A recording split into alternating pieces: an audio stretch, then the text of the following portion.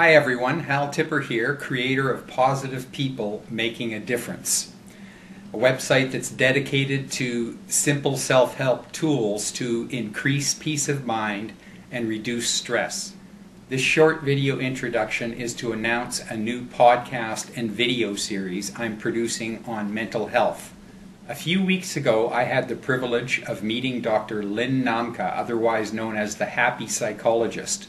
Lynn has published several books on positive mental health issues, from anger management and codependency to building resilience and emotional intelligence. I mentioned to Lynn what I was doing with Positive People, and she generously offered an entire library of articles that she's written on several mental health issues, from anger management and abandonment, denial, building resilience, codependency, emotional intelligence, and several other subjects. Over the next few months, I'm going to be producing a series of podcasts and videos on Lynn's articles about these important issues. Lynn and I both agree that positive mental health is the foundation of a successful, fulfilling, and happy life. You can find out more about Lynn Namka at her website, lynnamka.com. And now you can both read and listen to her articles on the PositivePeople.info website. Thanks for listening and enjoy. Symptoms and Solutions for Positive Mental Health. Steps to Understanding Anger by Lynn Namka. Emotional responses can be divided into two broad categories of rational and illogical. Rational anger results from situations where the majority of people who view the event are offended. For example, our society views cruelty to people or animals as wrong. Anger following the witness of violence to others is a rational anger. Illogical anger is often displayed when an event irritates one person but not necessarily others. Irrational anger has to do with the common defense mechanism of projection. Externalizing anger by blaming others to avoid one's own pain is called projection. We project our negative judgments and anger onto others in an attempt to rationalize and minimize the bad qualities in ourselves. Projection is hostility arising from the unconscious mind, which allows the person to protect himself from awareness of his own undesirable traits by attributing those traits to someone else. Much of anger is the unconscious mind's way of trying to avoid looking at some undesirable quality within oneself. The angry person habitually lashes out at someone else instead of acknowledging their own pain. We project our shadow side on someone else when we get angry at them for traits we fear that we have too. The shadow is Carl Jung's concept of our primitive and instinctual side, which holds qualities we disown in ourselves. Exploring the shadow side of the personality is helpful in getting a hold on our habitual anger responses. The response of anger can serve many different functions. Sometimes a person substitutes an inappropriate emotion for another response out of fear. Getting angry when frightened or crying when frustrated are examples of misguided emotion. Some people automatically substitute anger due to their unconscious fears of being seen as vulnerable. Often, negative emotions serve to manipulate or influence other people.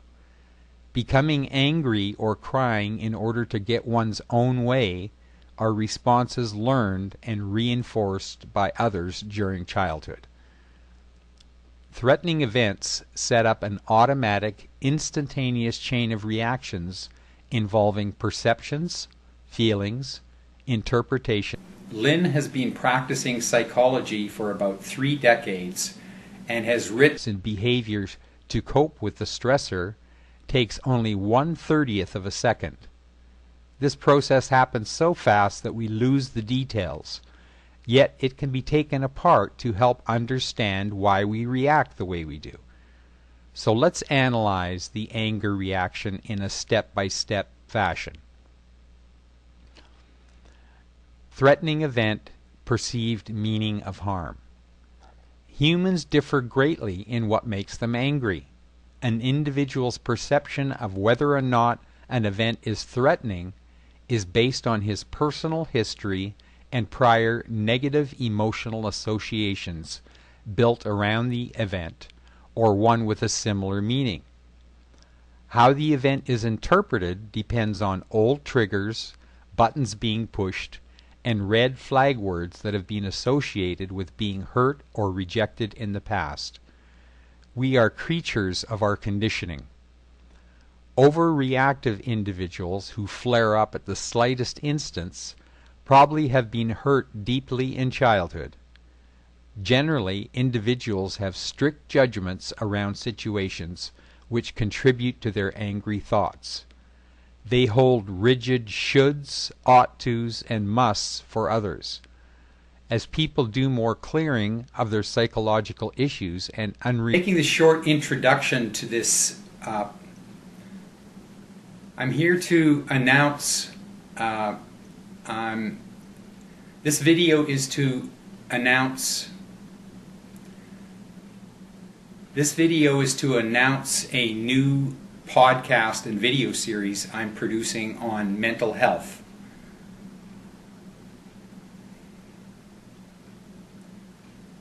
This short video introduction is to announce a new series.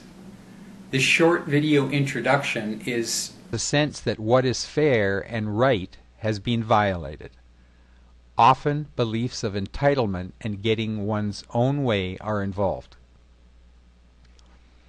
When the meaning of the event is interpreted to be negative, the body goes into an instantaneous hormonal and neuromuscular reaction. This primitive caveman response of expecting a fight or flight prepares the body to move fast. Typical body responses to threat include adrenal release, shortness of breath, pulse rate drops, flushing of skin and changes of temperature, tightening and anxiety in the hands, shoulders, and stomach, rigidity of the muscles.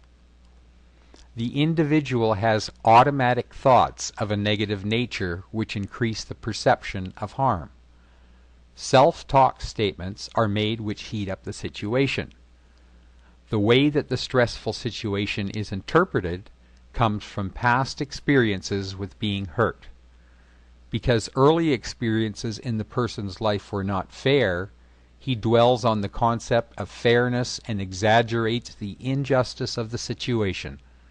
He self-angers himself due to self-righteous beliefs and a desire for vengeance, thus justifying the right to be angry. The most common kind of self-angering thoughts which escalate internal conflict are name-calling, which has given the person a negative label, you jerk, you're crazy, making judgments and should statements, which lead to a sense of injustice, you should not act that way, making revenge and getting even statements, I'd like to wring his neck or I want to kill him, assuming that the other person deliberately wanted to harm us. She did it on purpose. Making mountains out of molehills, catastrophizing and exaggerating the importance of small events. For example, getting cut off on the highway and blowing up and endangering your life trying to get back at the person. Common negative internal verbalizations based on beliefs about fairness are, it's not fair. How dare he do that to me? He did that on purpose to hurt me. She doesn't care about me. He can't get away with that. Getting a handle on these automatic self-angering thoughts is the quickest way to decrease anger.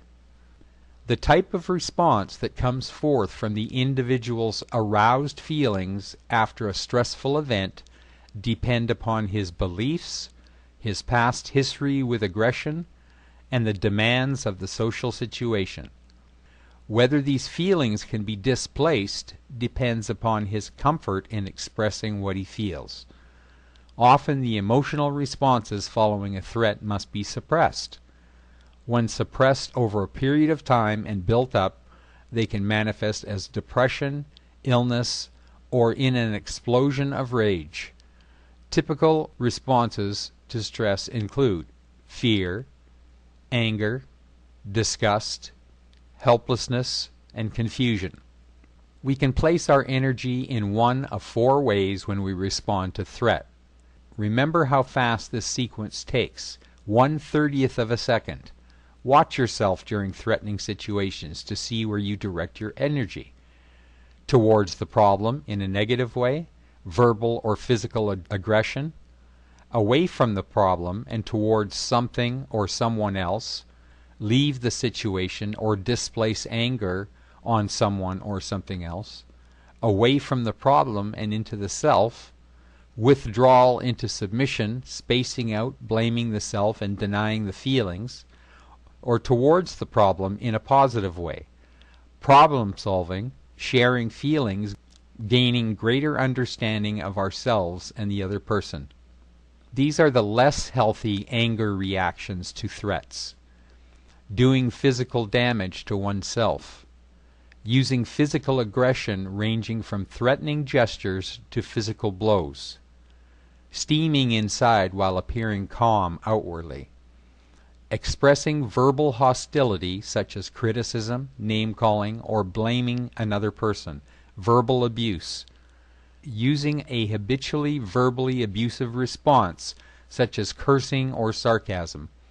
Withdrawing and walking away from the threatening event without coming back to deal with the problem. Becoming confused, spaced out, and dissociated mentally while staying physically present. Suppressing and numbing the anger by denying it. Continual denial can result in physical and emotional symptoms such as illness or depression. Displacing the anger on someone or something else. Beating up oneself, verbal abuse to self. Here are more healthy reactions to threat. Minimizing the situation by rationalizing that it is not important. Shrug the situation off. Oh well. Try to understand the motivation behind the behavior of the person who is a threat.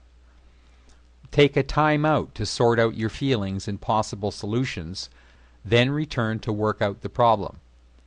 Use movement or exercise to release the pent-up feelings.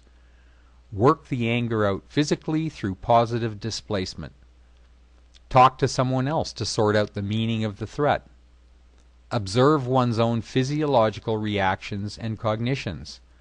Become the neutral observer of what is happening and how you cope with it. Laugh. Bring in healthy humor by laughing at the situation or yourself.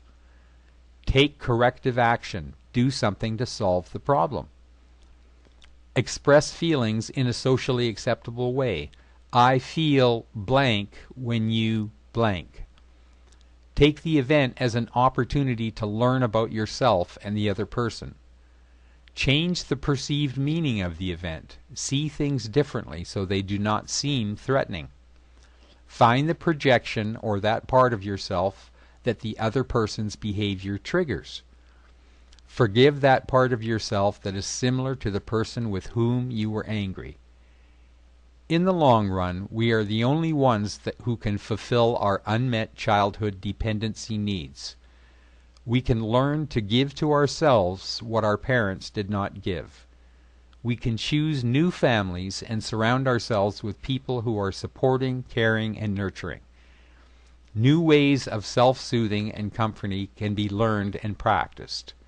Stress management techniques and other positive ways to deal with stress and threat can be learned to stretch the repertoire of tricks from which to choose.